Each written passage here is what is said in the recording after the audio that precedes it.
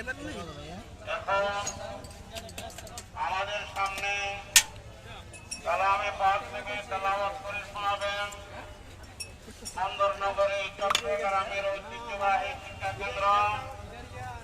জামিয়া মদনিয়া আশফাকুল পাহাড় মাদ্রাসার সম্মানিত কারি একটা দিয়ে দেন 10 টাকা।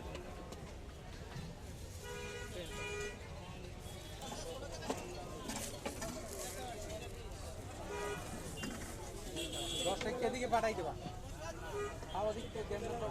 আমার কাছে তুমি করবা না